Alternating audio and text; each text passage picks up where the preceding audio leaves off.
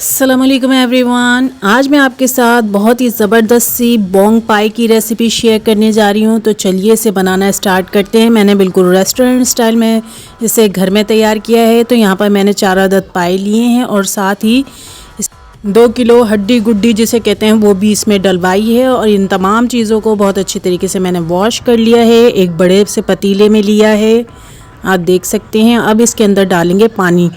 तो पानी हम इतना डालेंगे कि ये शानदार से गलकर तैयार हो जाएं। तो 2 किलो के करीब मैंने इसमें पानी डाला है और हम बिल्कुल इसको लो फ्लेम पर गलाकर तैयार करेंगे। तो इतना पानी बहुत काफ़ी है इसको गलाने के लिए। साथ ही इसमें शामिल कर रही हूँ मैं नमक की क्वांटिटी आप देख सकते हैं 5 टेबल स्पून के करीब मैंने लिए। इस तरह से सब तरफ इसको डाल देंगे, ढकने से साथ ही कवर कर देंगे और लो फ्लेम पर उस वक्त तक पकने देंगे जब तक ये शानदार से गलकर तैयार नहीं हो जाते। अब यहाँ पर आप देख सकते हैं कुछ देर बाद के पाए जो हैं वो शानदार से गलकर तैयार हो चुके हैं। इसी तरह के गले हुए हमें चाहिए थे। बिल्कुल आप देख सकते हैं, मैं करीब से भी दिखा देती हूँ आपको कि शानदार गलकर बिल्कुल तैयार हो चुके हैं। तो अब इन्हें ढकना कवर कर साइड पर रख देंगे। अब हम बोंग को गलाएंगे। तो बोंग मैंने यहाँ पर लिए 1 किलो बीफ बोंग है ये, और इसे बहुत अच्छी तरीके से वॉश कर लिया है।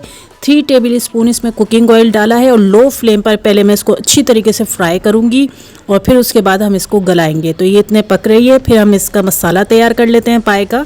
तो एक अलग पतीले में मैंने 2 कप कुकिंग ऑयल लिया है पाए का मसाला तैयार करने के लिए और इसे लो फ्लेम पर गर्म कर लिया है। साथ ही मैं इसके अंदर साबुत मसाले डाल रही हूँ।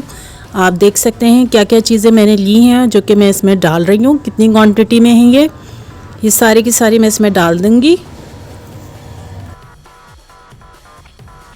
कुछ देर इसको इसी तरीके से ऑयल में पकने देंगे कि ये थोड़ा सा फ्राई हो जाए ऑयल के अंदर। और फिर हम इसके अंदर शामिल करेंगे सफ़ेद ज़ीरा।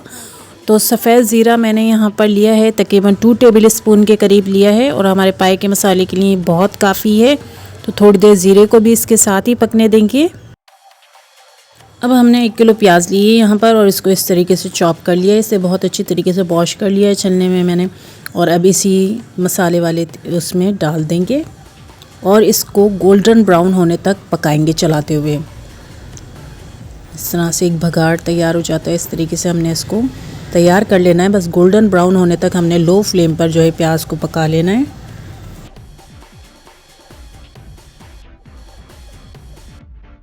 अब हमारी बोंग जो है वो यहाँ पर शानदार से फ्राई होकर बिल्कुल रेडी हो चुकी है। आप देख सकते हैं लो फ्लेम पर मैंने इसको शानदार तरीके से फ्राई कर लिया था। अब इसमें पानी शामिल करेंगे। तो तकरीबन 2 गिलास के करीब मैंने इसमें पानी डाला है और साथ ही इसमें 1 टेबल स्पून के करीब नमक डाला है। अब लो फ्लेम पर इसको हम ढकना कवर कर पकाएंगे ताकि ये शानदार गल जाए। अब यहाँ पर ग्राइंडर जार में मैंने घर की जमी हुई 1 किलो दही ली। बहुत ज़्यादा खट्टी दही जो है मैं इसके अंदर डाल रही हूँ और साथ ही में हमारी जो प्याज गोल्डन ब्राउन हो चुकी थी मसाले के साथ, खड़े मसाले के साथ, वो हम इसके अंदर डाल देंगे।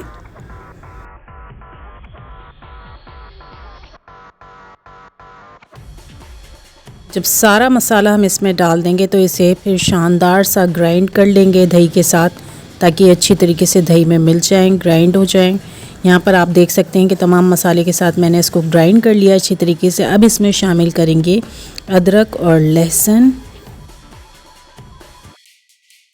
और अब इसे भी शानदार सा ग्राइंड कर लेंगे। बहुत बारीक ग्राइंड हो जाए अदरक लहसुन। इसमें तमाम चीज़ें हमारी ग्राइंड हो चुकी हैं। वापस हम ऑयल की तरफ आ गए हैं जिसमें हमने मसाले डालकर रेडी किया था। उसी में हम ग्राइंड किया हुआ ये दही वाला पेस्ट डाल देंगे। ये सारा पेस्ट मैंने इसमें डाल दिया है और साथ ही इसमें थोड़ा सा पानी लेके ना जग को खंगालने के लिए बस मैं इसमें शामिल कर दूंगी ताकि जग साफ़ हो जाए, ग्राइंडर जग। और अब इसे लो फ्लेम पर पकाएंगे ताकि शानदार सा भुनाई हो जाए। इसमें बाकी के स्पाइसेस भी ऐड करते हैं।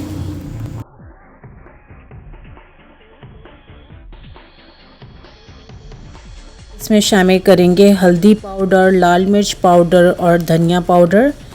तीनों की क्वांटिटी आप देख सकते हैं कि कितनी मैंने ली हैं। ये तमाम हम इसमें डाल देंगे और अब इसको बिल्कुल बहुत शानदार तरीके से भुनाई होने तक पकाएंगे कि बहुत अच्छी तरीके से सारे मसाले भुन जाएं दही के साथ साथ।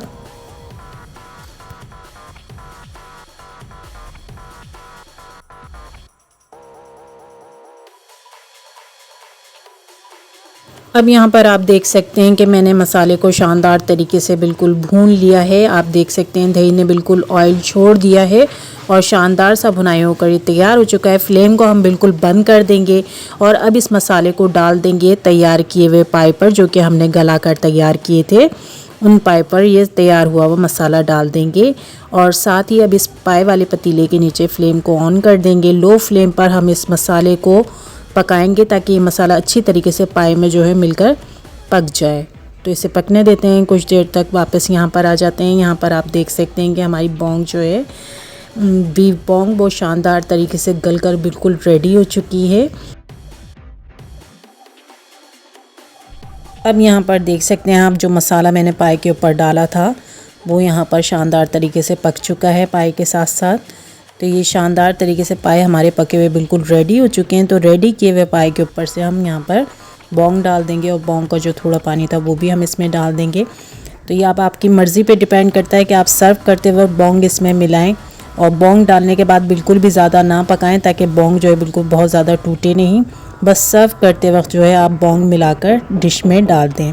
साथ ही इसको हरे धनिए से, लीमू से और कटी हुई अदरक से आप गार्निश कर सकते हैं। मज़ेदार से बोंग पाई की ये रेसिपी अगर आपको अच्छी लगी है तो इसे लाइक एंड शेयर ज़रूर कीजिएगा। साथ ही मेरे चैनल को ज़रूर सब्सक्राइब कीजिएगा और बेल आइकन को भी प्रेस कीजिएगा। Thank you so much.